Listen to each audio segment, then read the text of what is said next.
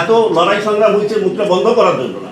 একজন মন্ত্রী নিয়োগ করিয়া পার্বত্য চট্টগ্রাম বিষয়ক একটি মন্ত্রণালয় প্রতিষ্ঠা করা হয়েছে। এর চেয়ে আর স্পষ্ট কি থাকতে পারে? এখানে কোনো এম্বিগুইটি নাই যে এখানে আরেকজন কাউকেই নিয়োগ দেওয়া যাবে, প্রতিমন্ত্রী নিয়োগ দেওয়া যাবে, এগুলো কোনো এম্বিগুইটি নাই। আমরা এইটুকু বুঝি পড়ে। এখন আপনি হয়তো এই ব্যাখ্যা কিভাবে, এটা হয়তো আমাদের সুপ্রিম কোর্টে যাইয়া এর ব্যাখ্যা নিতে হবে। দ্বিতীয়ত, আমরা তো বলি না 12 নম্বরের ব্যাপারে তো আমরা কিছু বলছি না। 12 নম্বরে 3 পার্বত্য জেলা হইতে সরকার কর্তৃক মনোনীত পার্বত্য স্থায়ী আদিবাসী 3 জন উপজাতি, কোনো অসুবিধা নেই।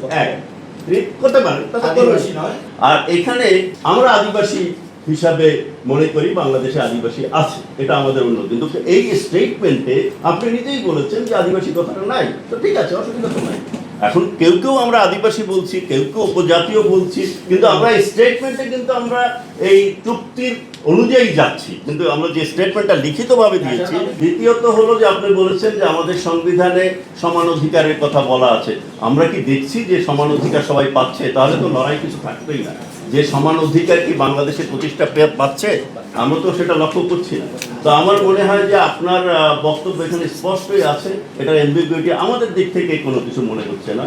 তো আর আমরা বারবার বলছি যাকে মন্ত্রণালয়কে দায়িত্ব দিয়েছে তার প্রতি আমাদের কোনো অসম্মান নাই। আমরা বলছি যে অনেক মন্ত্রণালয়, একজন মন্ত্রীকে 3টা মন্ত্রণালয় দিয়ে রেখেছে, আর একজন মন্ত্রীকে একটা মন্ত্রণালয়কে, যেটা অত্যন্ত ছোট।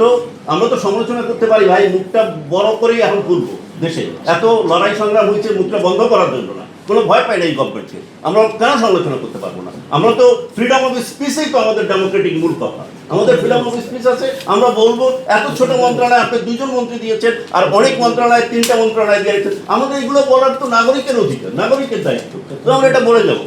তো এটা অন্য অনেক বড় বড় মন্ত্রণালয় আছে, সেখানে কাজেই আমাদের ব্যাপারে শোনেন, it is a right two freedom. আমরা যদি এখন স্টার্ট না করি 91 থেকে আমরা একটা বাজে অবস্থার মধ্যে এই দেশ দিয়েছে, এখন একটা সুযোগ পেয়েছি, আমরা এই দেশকে গড়তে চাই। আমরা নাগরিক হিসাবে এই কথা বলে যাব, স্পষ্টভাবেই বলে যাব।